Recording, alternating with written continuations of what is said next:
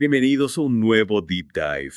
Hoy nos adentramos en un tema que, bueno, como verán en este estudio bíblico que analizamos, recorre toda la Biblia. Alabar al Señor. Vamos a explorar cómo se expresa esa alabanza, tanto en el Antiguo como en el Nuevo Testamento, con ejemplos que de verdad te harán pensar. Lo que me impacta es que no se trata solo de cantar bonito en la iglesia. Este estudio bíblico nos muestra que alabar a Dios es algo mucho más profundo, que impregna toda la vida. Totalmente. Y ya desde el Antiguo Testamento vemos que no es una idea que aparezca de vez en cuando. La palabra alabar se repite muchísimas veces, casi 200. Es decir, la relación del pueblo con Dios tenía la alabanza como algo central. Claro. Y no solo la palabra alabar, sino también cantar. Fíjate, por ejemplo, en Génesis 29:35, Lea al dar a luz a su hijo Judá, ¿qué hace? Alaba a Dios. Es un momento de alegría personal profunda, pero su respuesta inmediata es reconocer a Dios. Es como si la alegría auténtica, cuando es tan grande, desbordara y se convirtiera en alabanza. ¡Qué bonito! Y no era solo cosa de momentos espontáneos. En el Antiguo Testamento, la alabanza estaba integrada en la adoración misma. Había incluso grupos específicos dedicados a ello, como los levitas, ¿no? Exactamente. 1 Crónicas 23.36 nos habla de la responsabilidad de los levitas en la alabanza. Algunos dedicados por completo a esta tarea, imagínate. Su trabajo, su vocación era alabar a Dios. Impresionante.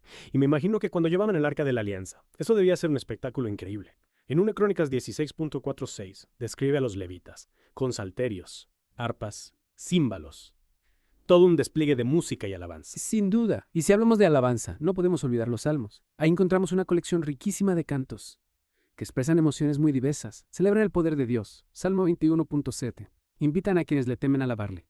Salmo 22.23. Lo reconocen como fuente de fortaleza. Salmo 28.7. Los salmos son un manual para la alabanza. Es verdad, y hay algunos salmos, como el 150, que es una explosión de júbilo. Es un llamado a alabar a Dios con todo lo que tenemos. Instrumentos, danza, nuestra propia voz. Todo lo que respira alabe allá.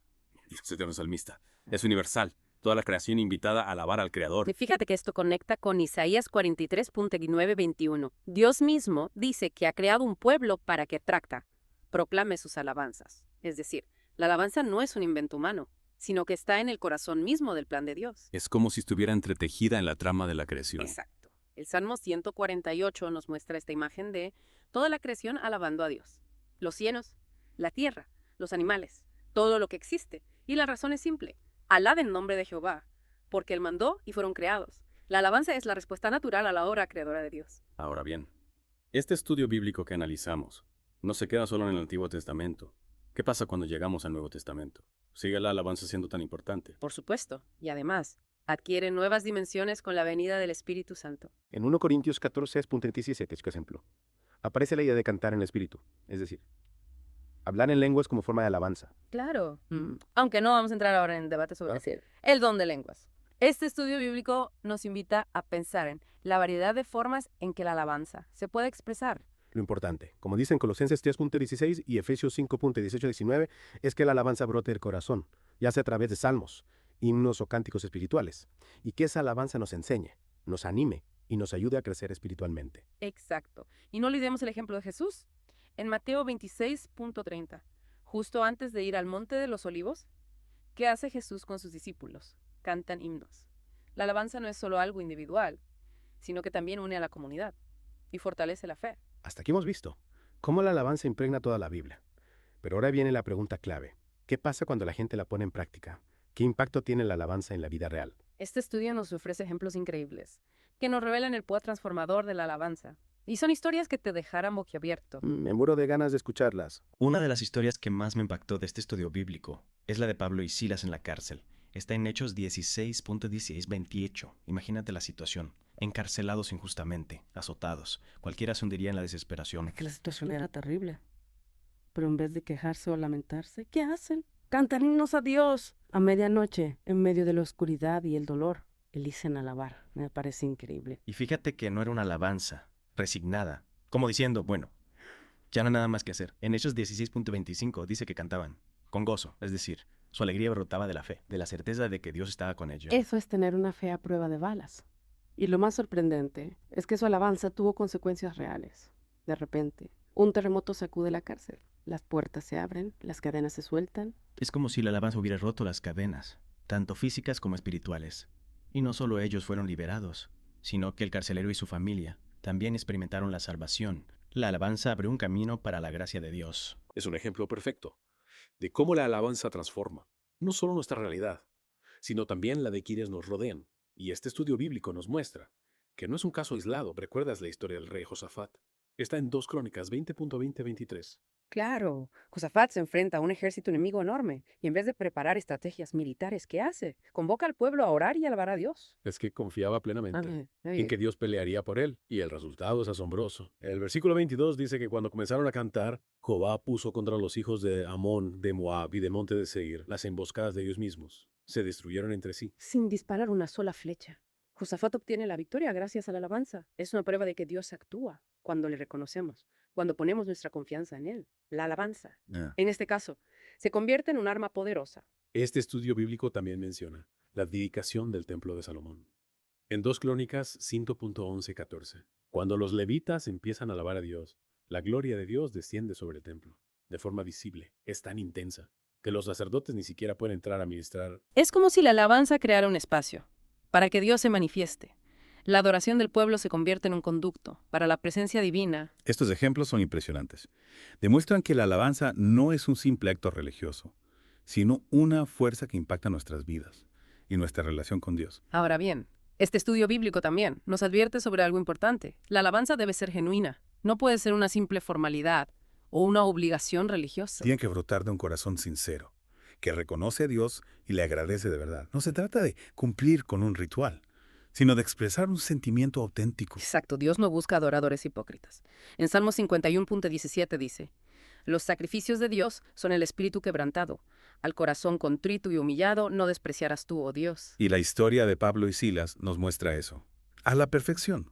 Su alabanza en la cárcel era auténtica, brotaba de una fe profunda y una alegría que nada podía pagar. Por eso es tan importante cultivar un corazón agradecido, que reconozca las bendiciones de Dios, incluso en medio de las dificultades. La alabanza debe ser una respuesta natural al amor y la fidelidad de Dios.